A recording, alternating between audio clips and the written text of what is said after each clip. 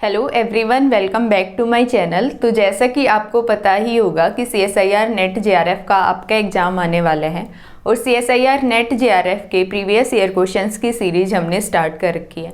तो इस सीरीज में हम कॉम्प्लेक्स एनालिसिस, डिफरेंशियल इक्वेशन और मैट्रिक्स अलजेब्रा के previous year questions already solve कर चुके हैं। तो आज की वीडियो में हम वेक्टर अलजेब्रा के CSIR नेट JRF के जो प्रीवियस ईयर क्वेश्चंस हैं वो हम देखने वाले हैं। तो क्वेश्चन फर्स्ट है अपना, जो जून 2011 में आया था। इसमें क्या गिवन था कि A और B two distinct 3 dimensional vector हैं और कंपोनेंट ऑफ B बताना है हमने, जो परपेंडिकुलर है A के। तो वो इनमें से कौन सा रिप्रेजेंट करता है ये हमें बताना है। तो A वेक्टर हम मान लेते हैं, A और B, A ये वेक्टर है और B कोई ये वेक्टर है, ठीक है। और इनके बीच में जो एंगल है वो हमने मान लिया थीटा एंगल है। तो हमें क्या बताना है, कंपोनेंट ऑफ B बताना है जो परपेंडिकुलर होगा A के। तो ये जो कंपोनेंट होगा B का वो हमें बताना है कितना आएगा, ठीक है। तो इस कंपोनेंट को अगर आप देखो, ये एंगल 90 बना रहा है, तो यहाँ पे हम क्या बोलेंगे, ये तो जो होगा वो B का मैग्नीट्यूड होगा, ठीक है। और अगर इसको हम x का नाम दें, तो अगर x अपॉन B का मैग्नीट्यूड हम देखें तो वो क्या हमें देता है, साइन थीटा देता है। और अगर इस डायरेक्शन को हम एक्स कैप डायरेक्शन बोल रहे हैं या फिर मैं बोल लूँ आई कैप डायरेक्शन बोल रहे हैं, तो जो ये डायरेक्शन हमारी होगी इसके परपेंडिकुलर वो क्या होगी, जे कैप होगी, ठीक है। तो क्या आ जाएगा, एक्स की जो कंपोनेंट है हमारा वो क्या आ जाएगा, बी साइन थीटा, और उसकी डायरेक्शन क्या होगी, जे कैप डायरेक्शन होगी। तो हमें बताना है कि इनमें से कौन सा हमें ये वैल्यू दे रहा है, ठीक है। तो b साइन थीटा मैग्नीट्यूड में क्या है, b है, और जो एंगल है वो साइन थीटा है। तो जो एंगल हमारा साइन थीटा आता है वो हमें पता है क्रॉस प्रोडक्ट से आता है, ठीक है। तो जो डॉट प्रोडक्ट जिसमें भी गिवन है वो ऑप्शन तो हमारे इनकरेक्ट हो जाएंगे, ठीक है। तो क्रॉस प्रोडक्ट में हम क्या देख रहे हैं, यहाँ पे मैग्नीट्यूड हमें मिल रहा है b, ठीक है। तो अगर b की हम a के साथ मल्टीप्लाई करते हैं तो हमें a से डिवाइड भी करना पड़ेगा, ठीक है। तो हमें क्या देखना है कि अगर हम 2 बार क्रॉस प्रोडक्ट ले रहे हैं a के साथ तो हमें a स्क्वायर से डिवाइड करना पड़ेगा। और यहाँ पे क्या गिवन है कि b की हमने a के साथ क्रॉस प्रोडक्ट की है लेकिन b स्क्वायर से डिवाइड किया, तो ये ऑप्शन भी क्या हो जाएगा, इनकरेक्ट हो जाएगा, ठीक है। तो इस ऑप्शन को अगर आप देखो तो b क्रॉस a को हम क्या लिखेंगे, बी ए साइन थीटा, और अगर ये डायरेक्शन हमने आई कैप मानी है a की तो क्या आ जाएगा, जे क्रॉस आई क्या हमें देता है, माइनस के कैप, ठीक है। और अगर हम अगेन क्रॉस प्रोडक्ट करते हैं ए आई कैप की तो वो हमें क्या देगा, आई क्रॉस माइनस के क्या देगा, ए स्क्वायर बी साइन थीटा, जे कैप डायरेक्शन देगा। और डिवाइड हम किससे कर रहे हैं, ए स्क्वायर से, तो ए स्क्वायर से ए स्क्वायर कैंसिल होगा और जो वैल्यू आ रही है वो क्या आ रही है, component of B that is perpendicular to A, ठीक है। तो जो ए ऑप्शन होगा हमारा वो करेक्ट ऑप्शन हो जाएगा। तो नेक्स्ट क्वेश्चन है अपना, हमें क्या बताना है, इक्वेशन ऑफ प्लेन बताना है that is tangent to the surface x y z is equal to 8, और वो टेंजेंट किस पॉइंट पे है, 1 to 4 पे। तो उस प्लेन की इक्वेशन क्या आएगी ये हमें फाइंड आउट करना है। तो आपको ठीक से समझ में आ जाए उसके लिए हम मान लेते हैं कि जो सरफेस है हमारा वो स्फेरिकल सरफेस है, ठीक है। और उसकी इक्वेशन हमें क्या गिवन है, x y z is equal to 8। कोई भी सरफेस आप कंसीडर कर सकते हो, ठीक है। तो यहाँ पे जो टेंजेंट प्लेन है हमारा उसकी इक्वेशन हमें फाइंड आउट करनी है। तो इस पॉइंट पे हम क्या मान रहे हैं कि वो प्लेन जो है वो टेंजेंट है स्फेरिकल सरफेस पे। तो जो पॉइंट है हमारा वो क्या है, P हमने नाम दे दिया, और वो कितना है, 1 to 4, ये जो पॉइंट है, ठीक है। अब यहाँ पे अगर कोई पॉइंट हम कंसीडर कर लेते हैं Q, और उसके जो कोऑर्डिनेट्स हैं वो क्या हैं, एक्स वाई जेड। तो आपको पता होगा इस सरफेस पे, स्फेरिकल सरफेस पे, अगर किसी पॉइंट पे हम नॉर्मल की बात करें तो वो क्या होगा, ये वेक्टर होगा, आउटवर्ड जो होगा स्फेरिकल से, स्फीयर से जो आउटवर्ड डायरेक्शन में वेक्टर होगा। तो ये वेक्टर हमारा क्या रिप्रेजेंट कर रहा है, नॉर्मल वेक्टर को रिप्रेजेंट कर रहा है। उसको हमने लिख दिया कि वो n से हमारा क्या है, नॉर्मल वेक्टर है, ठीक है। और यहाँ पे P पॉइंट है हमारा, ये कोई Q पॉइंट है, तो ये जो वेक्टर हमारा बन रहा है PQ, उसकी जो नॉर्मल वेक्टर से एंगल होगा वो कितना होगा, 90 डिग्री होगा। तो अगर हम ऐसे लिखें कि n वेक्टर इंटू में जो PQ वेक्टर है डॉट पी क्यू वेक्टर वो कितना होना चाहिए, 0, क्योंकि एंगल कितना है 90 और कोस 90 0 होता है, तो यहाँ पे जो एन डॉट पी क्यू आएगा वो कितना आएगा, 0 आएगा। तो अभी हमें क्या फाइंड आउट करना है, एन वेक्टर फाइंड आउट करना है। वो क्या है, नॉर्मल वेक्टर है, सरफेस का जो नॉर्मल वेक्टर है वो हमें फाइंड आउट करना है। और सरफेस हमें गिवन है xyz इज इक्वल टू 8, ठीक है। तो नॉर्मल वेक्टर हम कैसे फाइंड आउट करते हैं, अगर आपने पढ़ा हो कि ग्रेडियंट हम निकालते हैं किसी स्केलर फंक्शन का। ग्रेडियंट कैसे हम निकालते हैं, अगर मान लो ग्रेडियंट हम निकाल रहे हैं, स्केलर फंक्शन है हमारा फाई, तो हम कैसे लिखते हैं, del phi upon del x into में I cap plus del phi upon del y into में J cap plus del phi upon del z into में के कैप। तो जो ग्रेडियंट ऑफ फाई है वो क्या आ रहा है, एक वेक्टर आ रहा है, और वो वेक्टर जो है वो रिप्रेजेंट क्या कर रहा है कि जो फाई फंक्शन है हमारा, फाई कोई भी जो स्केलर फंक्शन है उसका जो नॉर्मल होगा वो ये वेक्टर रिप्रेजेंट कर रहा है, ग्रेडियंट ऑफ फाई। और जो अगर इस वेक्टर को हम लिखें, जो ग्रेडियंट ऑफ फाई है, इसको हम कैसे लिखेंगे, हम ऐसे लिख देते हैं del phi upon del n, जो क्या बता रहे हैं, मैग्नीट्यूड बता रहे हैं, इनटू में एन कैप। जो एन कैप होगा वो क्या होगा, यूनिट नॉर्मल वेक्टर होगा, क्योंकि जो ग्रेडियंट ऑफ फाई बता रहा है वो किसी फाई स्केलर फंक्शन के लिए जो नॉर्मल होगा वो बता रहा है, तो ये क्या होगा, यूनिट नॉर्मल वेक्टर होगा, ठीक है। तो अगर हमें unit normal vector find out करना पड़े किसी स्केलर फंक्शन का, तो एन कैप से हम लिखेंगे, और वो कैसे हम फाइंड आउट करेंगे, gradient of phi divided by क्या करेंगे, जो उसका मैग्नीट्यूड होगा। मैग्नीट्यूड को हमने यहाँ पे इससे रिप्रेजेंट किया है, और मैग्नीट्यूड को हम ऐसे लिख देते हैं, डेल फाई का जो मैग्नीट्यूड होगा उससे अगर हम डिवाइड करते हैं तो हमारे पास क्या आ जाएगा, यूनिट नॉर्मल वेक्टर आ जाएगा, ठीक है। जहाँ पे फाई क्या है, कोई भी स्केलर फंक्शन है। तो अब हमें क्या करना है, नॉर्मल वेक्टर फाइंड आउट करना है। तो हम नॉर्मल वेक्टर फाइंड आउट करने के लिए क्या करेंगे, यहाँ पे यूनिट नॉर्मल वेक्टर की बात नहीं है, सिर्फ नॉर्मल वेक्टर हमें फाइंड आउट करना है। तो नॉर्मल वेक्टर हमारा क्या होता है, जो ग्रेडियंट ऑफ फाई होता है, और फाई क्या है, एक स्केलर फंक्शन है। तो फाई जो है हमारा वो किस टाइप का है कि फाई एक्स वाई जेड जो है वो कॉन्स्टेंट इस टाइप का है। तो जो ये del phi upon del n जो है, मैग्नीट्यूड जो है वो रिप्रेजेंट कर रहा है कि नॉर्मल वेक्टर की डायरेक्शन में, जो ये नॉर्मल वेक्टर है उस डायरेक्शन में जो फाई है हमारा वो कैसे चेंज हो रहा है।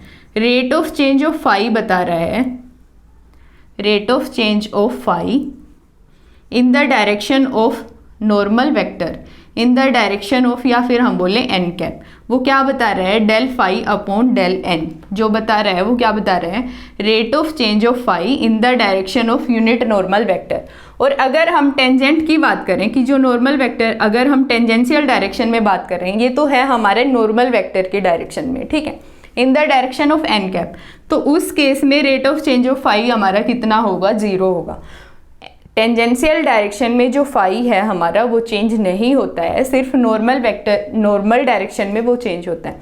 तो हमें यहाँ पे क्या फाइंड आउट करना है कि इस पॉइंट पे जो नॉर्मल वेक्टर है उसका कोई वेक्टर हमने कंसीडर किया है प्लेन में, उसके साथ एंगल कितना होना चाहिए, 90 डिग्री का होगा, ठीक है। और 90 डिग्री का होगा तो ये कंडीशन हमारी होल्ड करेगी। तो हमें नॉर्मल वेक्टर फाइंड आउट करना है, और नॉर्मल वेक्टर हम किससे लिखेंगे, डेल फाई से लिखेंगे। और फाई हमारा क्या है, इस टाइप का है, जो phi of x y z is equal to constant. तो फाई हम यहाँ से निकालेंगे ग्रेडियंट ऑफ फाई, तो वो क्या आ जाएगा, फाई हमारा क्या है, एक्स वाई जेड। तो ग्रेडियंट ऑफ फाई क्या आएगा, y z i cap plus x z j cap plus x y k cap. और जो ग्रेडियंट ऑफ फाई हमने निकालना है वो किस पॉइंट की हम बात कर रहे हैं, 1, 2, 4, जो पी पॉइंट है उस पे हमने ग्रेडियंट ऑफ फाई निकालना है, ठीक है। तो ग्रेडियंट ऑफ फाई हम निकालेंगे 1, 2, 4 पे। तो वैल्यूज हम पुट करते हैं, तो ग्रेडियंट ऑफ फाई क्या आ जाएगा, y इंटू में z 8 आई कैप प्लस 4 जे कैप प्लस 2 के कैप, ठीक है। और इसकी प्रोडक्ट हमने करनी है पी क्यू के साथ। तो पी क्यू वेक्टर हमारा क्या हो जाएगा, पी तो हमें गिवन है ही, और डॉट क्यू हमारा कोऑर्डिनेट्स हमने कंसिडर किए हैं एक्स वाई जेड। तो पी क्यू वेक्टर क्या हो जाएगा, डॉट प्रोडक्ट हम ले रहे हैं x-1 I cap plus y minus 2 क्या होगा J cap plus z minus 4 into में के कैप। ठीक है, और वो किसके इक्वल आना चाहिए, 0 के इक्वल आना चाहिए। तो डॉट प्रोडक्ट हम करते हैं आई के साथ, तो क्या हो जाएगा 8x minus 8 plus 4y minus 8 plus 2z minus 8 is equal to 0। तो अगर पूरी इक्वेशन को 2 से हम डिवाइड कर दें तो क्या आएगा 4x plus 2y plus z, और अगर 8 माइनस 8 माइनस 8 माइनस 8 को उस साइड हम लेके जाएं और 2 से हमने क्या करना है डिवाइड, तो क्या आता है इज इक्वल टू 12। तो जो इक्वेशन होगी हमारी वो ये आ रही है, तो जो बी ऑप्शन होगा वो करेक्ट ऑप्शन हो जाएगा। एक बार फिर से मैं आपको बता देती हूँ, इक्वेशन ऑफ प्लेन हमें फाइंड आउट करना है जो टेंजेंट है इस सरफेस पे। तो सरफेस कोई भी हमने कंसीडर कर लिया, सरफेस कोई भी हमने कंसीडर कर लिया, और एक जो पॉइंट है हमारा वो क्या है, पी पॉइंट है 1 2 4, और इस पॉइंट पे एक प्लेन जो है वो टेंजेंट है, और इस पॉइंट पे अगर नॉर्मल वेक्टर हम फाइंड आउट करते हैं तो वो क्या आएगा, एन से हमने रिप्रेजेंट किया है नॉर्मल वेक्टर की, और अगर प्लेन में किसी भी वेक्टर से नॉर्मल वेक्टर की डायरेक्शन हम देखें तो उनके बीच में एंगल जो होगा वो 90 होगा, तो डॉट प्रोडक्ट क्या होगा 0।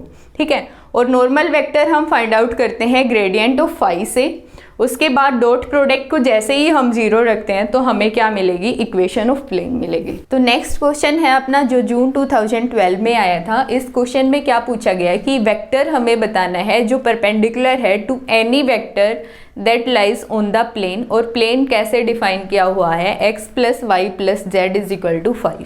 ठीक है, तो एक कोई प्लेन हमें गिवन है, हम मान लेते हैं ये प्लेन है हमारा जिसकी इक्वेशन हमें गिवन है क्या, x plus y plus z is equal to 5।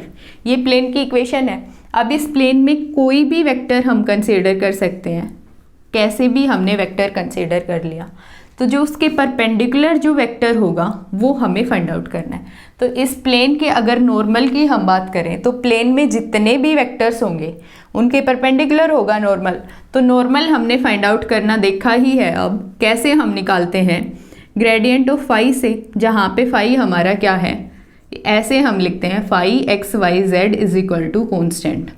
तो फाई हमारा क्या है, ये इक्वेशन जो हमें गिवन है। तो ग्रेडियंट ऑफ फाई हम निकालेंगे और वो वेक्टर क्या हमें बताएगा, जो नॉर्मल होगा, जितने भी प्लेन में वेक्टर होंगे उनके नॉर्मल होगा वो।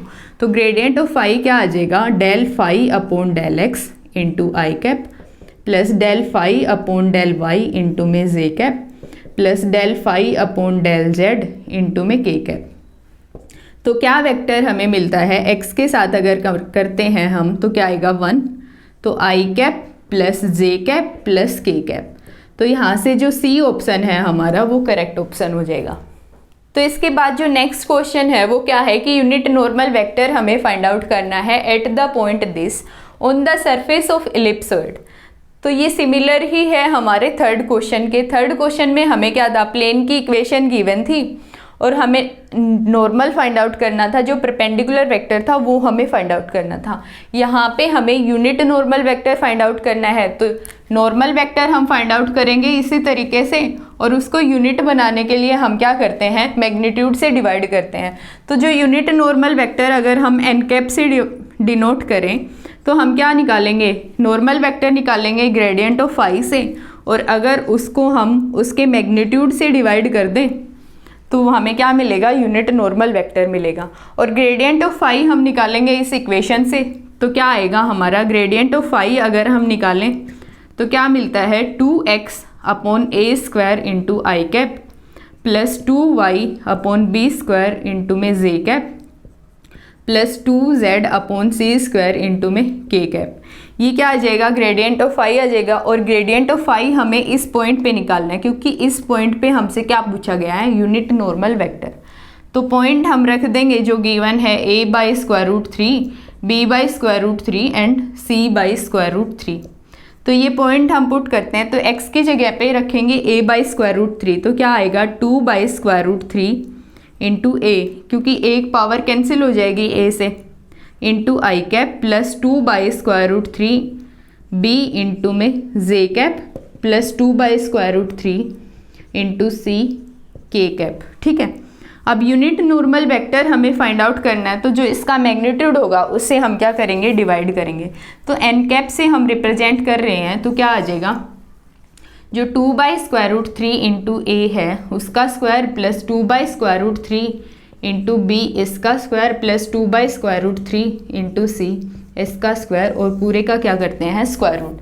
ऐसे हम मैग्नीट्यूड फाइंड आउट करते हैं। ये वेक्टर क्या आता है हमारा, एन कैप को हम लिखेंगे, अगर पूरे में से हम 2/√3 कॉमन लें तो क्या आएगा, 1/a into I cap plus 1/b into में J cap plus 1/c into में के कैप। ठीक है, और अगर नीचे से भी हम 2/√3 कॉमन लेते हैं तो क्या आता है, 1/a² plus 1/b² plus 1/c², और इसका क्या है, स्क्वायर रूट है। और 2/√3 हमने कॉमन लिया तो इसका स्क्वायर से रूट कैंसिल होगा, तो बाहर क्या आता है, 2/√3 आता है, तो ये कैंसिल आउट होगा। और अगर एलसीएम लेके हम इसको सोल्व करते हैं तो एन कैप की क्या वैल्यू आ जाएगी, अगर एलसीएम हम ले तो BC आई कैप प्लस AC जे कैप प्लस AB के कैप, और डिवाइड में क्या मिलेगा हमें, ABC, तो हम डिवाइड में लिख देते हैं ABC। ठीक है, अब नीचे से अगर एलसीएम लेके हम सोल्व करते हैं तो क्या आता है, B²C² plus A²C² plus A²B², और इसका क्या है, स्क्वायर रूट। और नीचे क्या आएगा, डिवाइड में A² plus B² plus C², और उसको अगर हम स्क्वायर रूट से बाहर लेंगे तो क्या हमें मिलेगा, ABC। तो इससे ये कैंसिल होगा, और जो वेक्टर हमारा आ रहा है वो ये वेक्टर आ रहा है, तो ए ऑप्शन अपना करेक्ट हो जाएगा। तो नेक्स्ट क्वेश्चन है अपना जो जून 2013 में आया था। इसमें क्या गिवन है कि एक यूनिट वेक्टर है n cap on the XY plane at an angle of 120 degree with respect to i cap. XY plane को हमने लिख दिया, XY प्लेन ऐसे हम रिप्रेजेंट कर रहे हैं जहाँ पे ये जो डायरेक्शन है वो x की डायरेक्शन है और ये किसकी डायरेक्शन है, y की, जिसको हमने क्या लिखा है, j कैप से रिप्रेजेंट किया है। ठीक है, एक n कैप हमें गिवन है और वो कितना है, 120 डिग्री का एंगल बना रहा है आई कैप के साथ, ये n कैप हमें गिवन है। एक यूनिट वेक्टर है n कैप जो i के साथ कितना एंगल बना रहा है, 120 डिग्री का एंगल बना रहा है। तो angle between the vectors u and v will be 60 degree if कौन सी कंडीशन होल्ड करती है, अगर u और v के बीच में एंगल कितना हो, 60 डिग्री हो। ठीक है, तो हम u और v को लिखते हैं, तो u हमारा क्या है, a आई कैप, जो गिवन है उसी से हमने अप्रोच करना है कि u और v के बीच में एंगल अगर 60 डिग्री हम लेके चलते हैं तो कौन सी कंडीशन हमारी निकल के आएगी, a I cap plus b n cap. तो n कैप को अगर हम लिखें i और j की टर्म्स में तो कैसे हम लिखेंगे, तो जो माइनस i होगा इधर की तरफ, उसके साथ अगर एंगल की हम बात करें तो कितना होगा, 60 डिग्री होगा, और अगर j के साथ एंगल की हम बात करें तो कितना होगा, 30 डिग्री होगा। तो n को हम कैसे लिख सकते हैं कि cos 30 इंटू में क्या होगा, j कैप, n कैप का प्रोजेक्शन हम देख रहे हैं j कैप की डायरेक्शन में, वो क्या देगा, n cos 30 देगा, और n यूनिट वेक्टर है तो n की जगह पे क्या आ जाएगा, मैग्नीट्यूड 1 आ जाएगा, तो cos 30 j कैप, और इसका प्रोजेक्शन अगर हम माइनस x डायरेक्शन में देखें तो वो कितना आएगा, क्योंकि माइनस x डायरेक्शन में ही है इसका प्रोजेक्शन जो है, तो वो कितना आ जाएगा, n cos 60 आ जाएगा, और n की वैल्यू कितनी है, जो मैग्नीट्यूड है उसकी वैल्यू 1 है, तो क्या आता है, cos 60 माइनस आई कैप। ठीक है, तो यहाँ से cos 30 की वैल्यू हमारी कितनी होती है, √3/2 जे कैप होगा माइनस 1/2 क्या होगा, आई कैप होगा। ठीक है, तो n की ये वैल्यू हम रख देंगे, ये किसकी वैल्यू, ये तो आई कैप डायरेक्शन, और ये वैल्यू किसकी आ रही है, हमारी n कैप की, तो n कैप की वैल्यू हम रख देते हैं और u हम फाइंड आउट करते हैं i और j के टर्म्स में। तो a I cap plus b into में माइनस 1/2 आई कैप प्लस √3/2 जे कैप।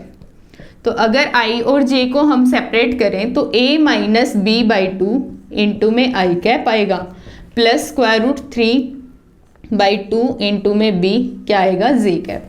ठीक है, इसी तरह से v को हम लिख लेंगे और v क्या आ जाएगा, v हमें क्या गिवन है, a n cap, n cap की जगह पे हम रखेंगे -1/2 i cap plus √3/2 j cap, ठीक है, और प्लस क्या है b i कैप है। तो i वाले कंपोनेंट हम सेपरेट करते हैं तो क्या आता है b - a/2 इंटू में i cap plus √3/2 into a किसका, j कंपोनेंट, ठीक है। अब एंगल हमें क्या गिवन है कि अगर एंगल 60 डिग्री होता है तो कौन सी कंडीशन होल्ड करती है, तो u डॉट v हम निकालते हैं और u डॉट v क्या आता है, u का मैग्नीट्यूड इंटू v का मैग्नीट्यूड और कोस ऑफ एंगल, जो u और v के बीच में जो एंगल होगा वो कितना हम लेके चल रहे हैं 60 डिग्री, तो कोस ऑफ 60 डिग्री, ठीक है। तो u डॉट v अगर हम फाइंड आउट करें तो कैसे हम निकालेंगे u डॉट v कि i की i के साथ प्रोडक्ट वो क्या हो जाएगी a minus b/2 into b minus a/2 plus √3/2 a and √3/2 से क्या आ जाएगा 3/4 हो जाएगा, 3/4 ab, और वो किसके इक्वल है, इसके इक्वल है। तो u का मैग्नीट्यूड हम फाइंड आउट करते हैं तो u का मैग्नीट्यूड क्या हो जाएगा a माइनस b/2 का स्क्वायर प्लस √3/2 इंटू b का क्या होगा स्क्वायर और इसका क्या होगा स्क्वायर रूट, ठीक है। और v का मैग्नीट्यूड हम लिखेंगे तो v का मैग्नीट्यूड हमारा क्या आएगा b माइनस a/2 का स्क्वायर प्लस √3/2 इंटू में a का स्क्वायर और इसका क्या है स्क्वायर रूट, और कोस ऑफ 60 डिग्री की वैल्यू कितनी होती है 1/2, ठीक है।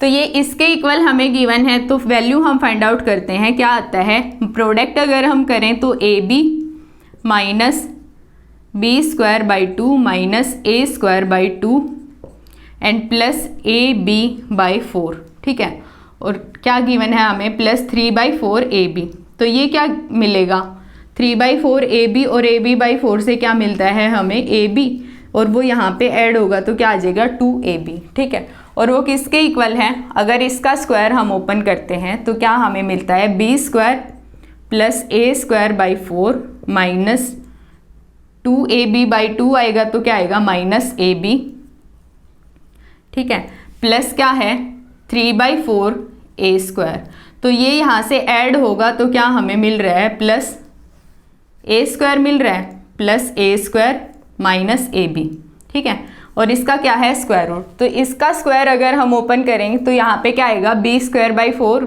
और यहाँ पे क्या है 3/4 b², तो वो ऐड हो जाएंगे तो क्या हमें मिलेगा a² plus b² minus ab, और इनटू में क्या था 1/2 था, ठीक है।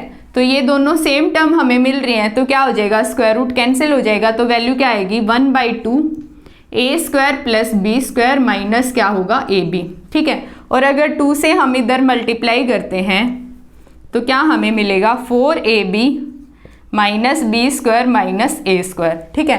तो अब सारी टर्म्स हम एक साइड लेके आएंगे तो क्या वैल्यू हमें मिलती है, अगर हम उस साइड में लेके जाएं तो क्या आएगा 2a² plus 2b² minus ab minus 4ab is equal to 0। तो यहाँ से a और b में कंडीशंस हमें बतानी है कि a कैसे कंडीशन हमारी होल्ड करती है, ठीक है। तो अगर हम लिखें 2a² minus 4ab minus ab plus 2b² is equal to 0, इसको हमने ऐसे लिख दिया तो हम क्या करते हैं 2a कॉमन ले लेंगे इस टर्म में से, ठीक है। तो 2a कॉमन लेते हैं तो यहाँ पे क्या बचता है a माइनस यहाँ पे क्या बचेगा 2b, ठीक है। और अगर माइनस b हम कॉमन लेंगे तो यहाँ पे क्या बचता है हमारा a और यहाँ पे क्या बचेगा minus 2b is equal to 0।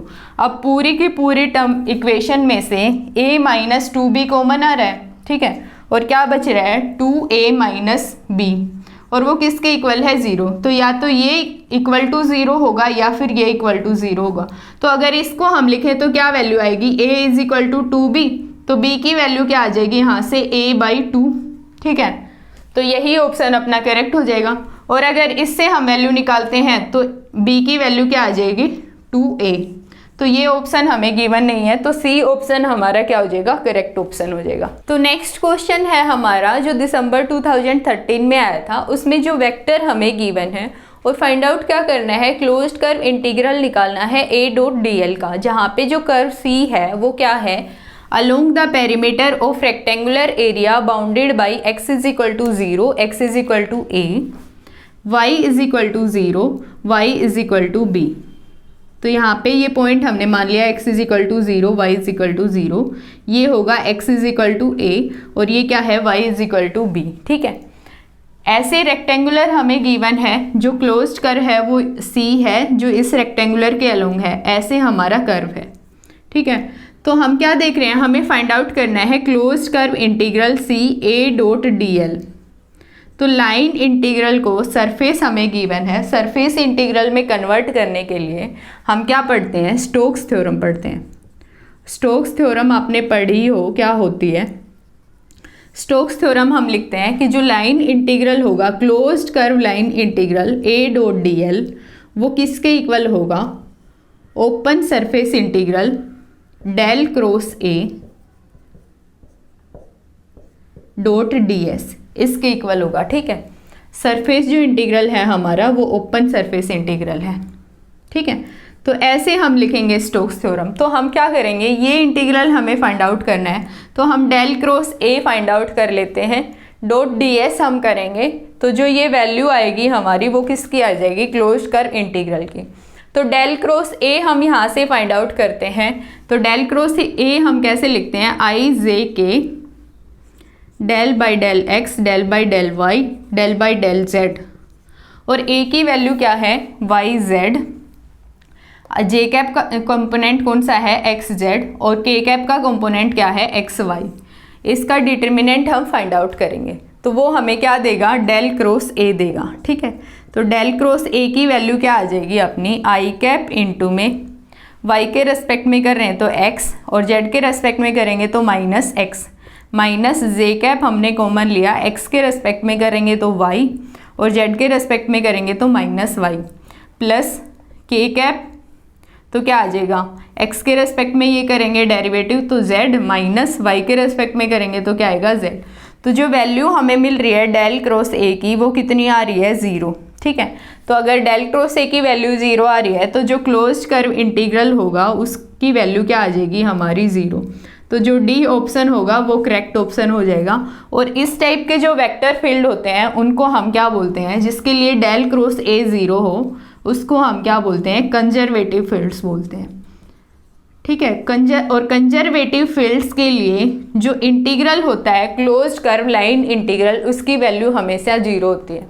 तो सिमिलरली 7th क्वेश्चन हमारा हो जाएगा, ए जो गिवन है वो सेम ही हमें गिवन है, और सी क्या है, यहाँ पे एक सर्कल है of unit radius, unit radius का एक सर्कल हमें गिवन है, जिसका सेंटर क्या है, centre on Z axis, Z axis पे सेंटर है उसका। ठीक है, और तो वैल्यू हमें बतानी है ऑन द इस इंटीग्रल की, क्लोज्ड कर्व इंटीग्रल की वैल्यू हमें बतानी है। तो सिमिलरली स्टोक्स थ्योरम हम यूज करेंगे, डेल क्रॉस ए हम फाइंड आउट करेंगे, और डेल क्रॉस ए की वैल्यू क्योंकि ए सेम ही है हमारा, तो डेल क्रॉस ए क्या मिल रहा है, 0। तो इंटीग्रल की वैल्यू भी क्या हो जाएगी, 0। तो डी ऑप्शन करेक्ट हो जाएगा। तो जहाँ पे भी क्लोज्ड कर्व लाइन इंटीग्रल की बात होगी, लाइन इंटीग्रल की जहाँ पे बात होगी वहाँ पे हम यूज करेंगे किसका, स्टोक्स थ्योरम का, क्योंकि स्टोक्स थ्योरम में क्या आता है, डेल क्रॉस ए, और डेल क्रॉस ए हम इजीली फाइंड आउट कर सकते हैं। ठीक है, और जहाँ पे भी क्लोज्ड कर्व सरफेस इंटीग्रल की बात होगी, ए डॉट डी एस की जहाँ पे बात होगी वहाँ पे हम यूज करेंगे डाइवर्जेंस थ्योरम का। और डाइवर्जेंस थ्योरम क्या कहती है कि क्लोज्ड सरफेस इंटीग्रल अगर हमें गिवन हो तो उसको हम कैसे लिख सकते हैं, del dot a divergence of a into में डी टाउ, ये क्या रिप्रेजेंट कर रहा है, वॉल्यूम एलिमेंट। तो ओपन इंटीग्रल हम लेंगे वॉल्यूम के रेस्पेक्ट में, तो divergence of a find out करना भी हमारे लिए इजी रहता है, और del cross a find out करना भी इजी रहता है। तो ये जहाँ पे भी लाइन इंटीग्रल की बात होगी, क्लोज लाइन इंटीग्रल की, यहाँ पे क्लोज लाइन इंटीग्रल होगा और ओपन सरफेस एरिया गिवन हमें होगा, तो वहाँ पे हम यूज करेंगे स्टोक्स थ्योरम का। और जहाँ पे आपको क्लोज्ड सरफेस गिवन होगा और ओपन क्या होगा, वॉल्यूम, वहाँ पे हम यूज करेंगे डाइवर्जेंस थ्योरम का। तो नेक्स्ट क्वेश्चन है अपना, let r be the position vector of any point in 3 dimensional space and जो आर हमें गिवन है वो क्या है, आर का मैग्नीट्यूड। तो हमें बताना है कि इनमें से कौन सा ऑप्शन जो है वो सेटिस्फाई करता है। मतलब हमें डेल डॉट आर की वैल्यू फाइंड आउट करनी है, डेल क्रॉस आर की फाइंड आउट करनी है, डेल स्क्वायर आर की हमें वैल्यू फाइंड आउट करनी है।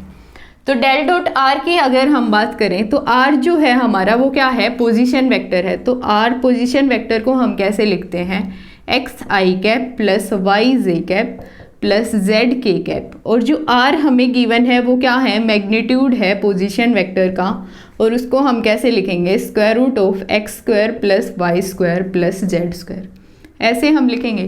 तो हमें फाइंड आउट क्या करना है, del dot r find out करना है। तो डेल डॉट आर हम फाइंड आउट करेंगे।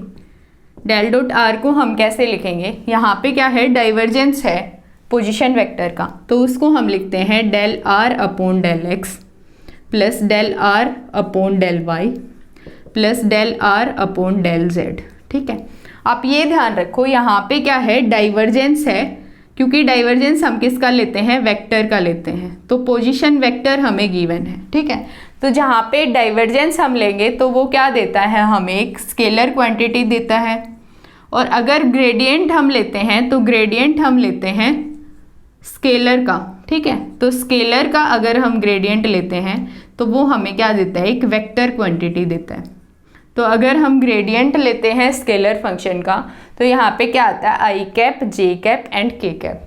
यहाँ पे क्या हमें गिवन है, पोजीशन वेक्टर गिवन है। डेल डॉट आर मतलब क्या है, डाइवर्जेंस है।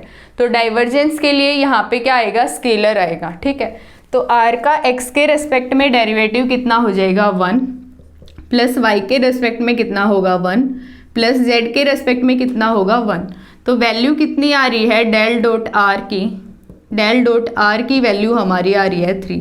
तो जो ए और बी ऑप्शन है वो तो इनकरेक्ट हो गए। ठीक है, del dot r is equal to 3 यहाँ पे है, यहाँ पे। अब डेल क्रॉस आर हम फाइंड आउट करेंगे। तो डेल क्रॉस आर हम कैसे फाइंड आउट करते हैं, i cap j cap k cap del by del x del by del y and del by del z. और आर की वैल्यू क्या है, एक्स आई कैप है, वाई जे कैप है और जेड के कैप है। तो डेल क्रॉस आर की वैल्यू हम फाइंड आउट करते हैं। ये डिटर्मिनेंट हम सोल्व करेंगे तो आई कैप बाहर आएगा, वाई का जेड का वाई के साथ में जो डेरिवेटिव है वो कितना है, 0, और वाई का जेड के साथ में कितना है, 0, माइनस जे कैप हम बाहर लेते हैं तो ये डेरिवेटिव कितना आएगा, 0, माइनस ये डेरिवेटिव कितना दे रहा है, 0, प्लस के कैप अगर हम बाहर लेंगे तो क्या आ रहा है, 0 माइनस 0। तो जो डेल क्रॉस आर की वैल्यू है हमारी वो कितनी आ रही है, 0। तो आपको ये फाइंड आउट करने की ज़रूरत ही नहीं, डी ऑप्शन अपना करेक्ट हो जाएगा। नेक्स्ट क्वेश्चन है अपना, consider the 3 vectors v1 v2 and v3, जहाँ पे जो i j k हैं वो स्टैंडर्ड यूनिट वेक्टर्स हैं। तो कहता है कि अगर ये वेक्टर लीनियरली डिपेंडेंट हैं तो हमें a की वैल्यू फाइंड आउट करनी है। ठीक है, तो लीनियरली डिपेंडेंट और इनडिपेंडेंट कैसे हम चेक करते हैं, हमने डिफरेंशियल इक्वेशन में भी देखा है कि अगर हम दो सॉल्यूशन अगर हमें गिवन हो किसी डिफरेंशियल इक्वेशन के y1x एंड y2x, तो हम कैसे बताएंगे कि वो लीनियरली डिपेंडेंट है या इनडिपेंडेंट है।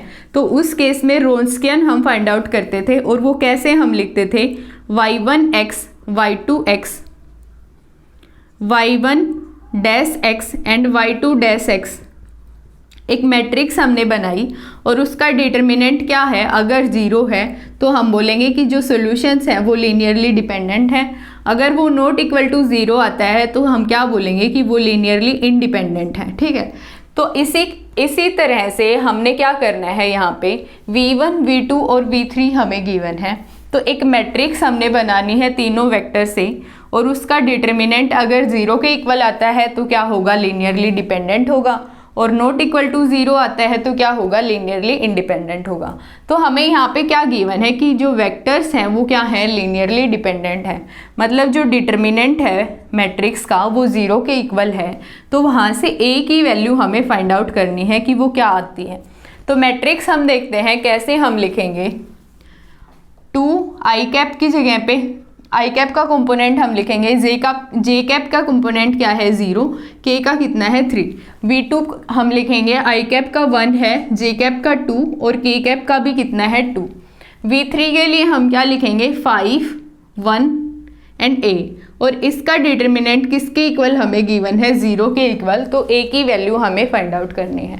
तो डिटर्मिनेंट हम निकालेंगे 2 इंटू में 2a माइनस 2 प्लस 0, ठीक है, 0 के इंटू में लिखने की तो जरूरत नहीं, प्लस 3 के इंटू में क्या आ जाएगा 1 माइनस 10 इज इक्वल टू क्या है 0। तो यहाँ से वैल्यू क्या आ रही है 4a minus 4 plus minus 27 is equal to 0, ठीक है। तो 4a किसके इक्वल आ गया 31 के, तो a की वैल्यू हमारी क्या आ जाएगी 31 डिवाइडेड बाई 4। तो जो ए ऑप्शन होगा वो हमारा करेक्ट ऑप्शन हो जाएगा। तो आप ये ध्यान रखो जहाँ पे भी जो वेक्टर्स हमें गिवन है अगर वो लीनियरली डिपेंडेंट है तो उनसे एक मैट्रिक्स हम फॉर्म करेंगे और वो किसके इक्वल होगी 0 के इक्वल होगी। उसका जो डिटर्मिनेंट होगा वो 0 के इक्वल होगा। तो वेक्टर्स क्या होंगे लीनियरली डिपेंडेंट। क्वेश्चन में ऐसे भी पूछ सकता है 3 वेक्टर्स देके कि ये लीनियरली डिपेंडेंट है या इनडिपेंडेंट है। तो अगर डिटर्मिनेंट 0 आता है तो वो लीनियरली डिपेंडेंट है, अगर नॉट इक्वल टू 0 आता है तो हम क्या बोलेंगे कि वो लीनियरली डिपेंडेंट नहीं है, ठीक है। नेक्स्ट क्वेश्चन में हमें value of a and b बतानी है फॉर विच द फोर्स जो हमें गिवन है वो क्या है कंजर्वेटिव गिवन है। तो क्वेश्चन 6th में भी हमने देखा था कि कंजर्वेटिव फील्ड्स या कंजर्वेटिव फोर्स कौन से हमारे होते हैं जिनके लिए जो डेल क्रॉस f जो है वो हमारा क्या होता है 0 के इक्वल होता है। तो यहाँ पे फोर्स हमें क्या गिवन है कंजर्वेटिव गिवन है, तो डेल क्रॉस एफ हमारा क्या होगा 0 के इक्वल होगा। तो डेल क्रॉस एफ को हम 0 के इक्वल रखेंगे और वहीं से हम ए और बी की वैल्यूज फाइंड आउट करेंगे। तो डेल क्रॉस एफ हम कैसे निकालेंगे आई जे के del by del x del by del y del by del z, और आई का कंपोनेंट क्या है A x y plus z cube, y का कंपोनेंट क्या है एक्स स्क्वायर एंड z का कंपोनेंट है बी एक्स जेड स्क्वायर। तो इसका डिटर्मिनेंट किसके इक्वल होना चाहिए 0 के इक्वल होना चाहिए। तो आई कैप इंटू में y के रेस्पेक्ट में हम डेरिवेटिव करते हैं तो वैल्यू हमें क्या मिलती है 0, माइनस x के रेस्पेक्ट में हम करेंगे तो क्या आएगा 0, माइनस जे कैप और x के रेस्पेक्ट में इसका डेरिवेटिव हम करेंगे तो क्या होगा बी जेड स्क्वायर।